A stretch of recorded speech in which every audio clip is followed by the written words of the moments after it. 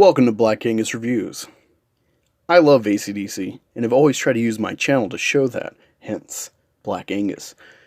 Today I'll be showcasing my love of a severely underrated album of theirs, 1985's Fly on the Wall, the band's 9th album. This would be the band's second time producing an album themselves, the first being Flick of the Switch, and their last. The goal was to capture the pure rock and roll rawness of their early days. A poor selling record in comparison to their previous four, it sold just 1 million copies in the US and was marred by the killer Richard Ramirez, known as the Night Stalker, in LA. He was obsessed with the amazing song Night Prowler from Highway to Hell.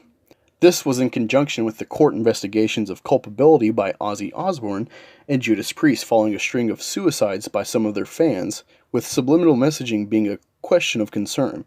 Along with this came mass hysteria with the Satanic Panic and fundamental Christians leading record burnings across the country. Personally, I only knew of this record as a collector of AC/DC's catalog, and because 2 songs appear on the soundtrack for Stephen King's Maximum Overdrive, the record Who Made Who. Utilizing my library, I came to find the pure majesty that is Fly on the Wall. 2 items of note I can add is the sheer hysteria found in Brian Johnson's voice, which in my opinion helps rival the ballroom soundtrack that is Back in Black. Also, something that truly aids this venture is the live-style recording that is a testament to their raw energy. Let's take a look at the track list. The album starts with the title track, Fly on the Wall, with a few simple swipes of the guitar while Brian responds, echoing the blues heart that is at the core of AC/DC, then swells to the chorus.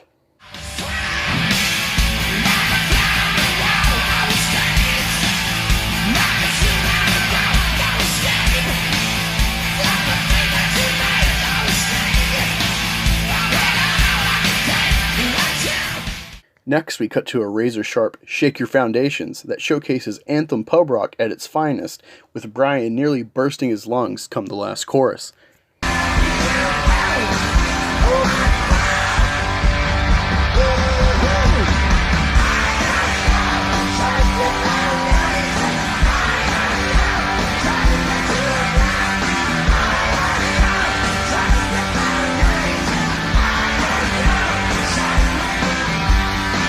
The third track brings us to the fun raunchiness we all know and love in First Blood, with a few play-at lyrics like Some Like It Hot, Some Like It Not So Hot.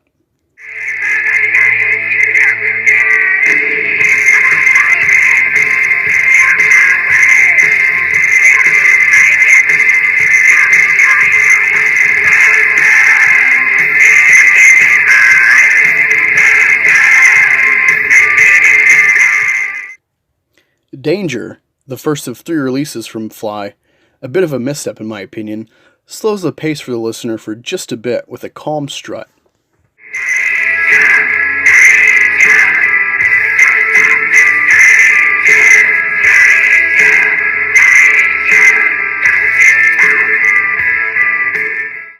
Sync the Pink picks the pace back up and is accompanied by a fun video about a pool match that doubles as an innuendo.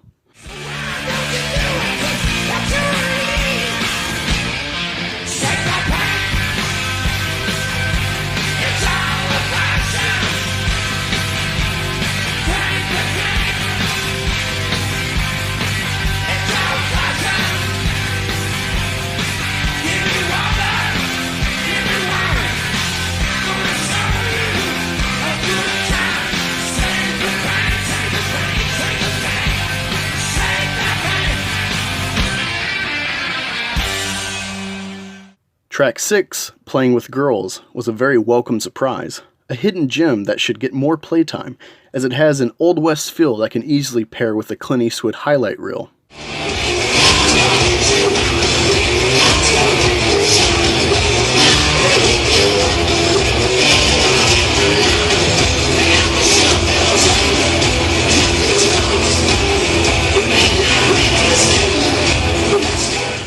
Three-quarters through, Stand Up brings us back to the tried and true anthem. It stands out to me for the bluesy verse leading into the chorus.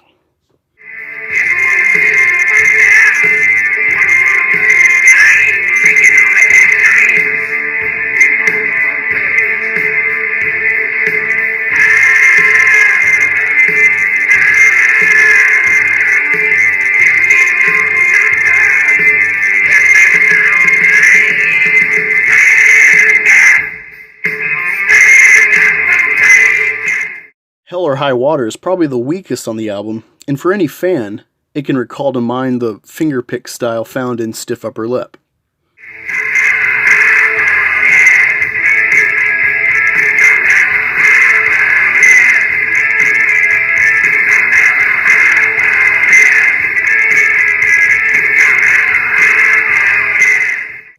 In the track Back in Business, AC/DC rounds out the record with another badass track fit for a killer, perhaps even John Wick given the title.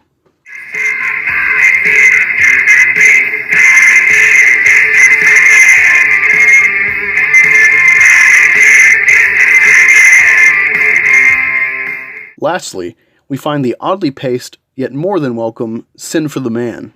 We hear Brian scream, "Sin for the Man," with a horrid response each time, sure to rile up the fans back in '85.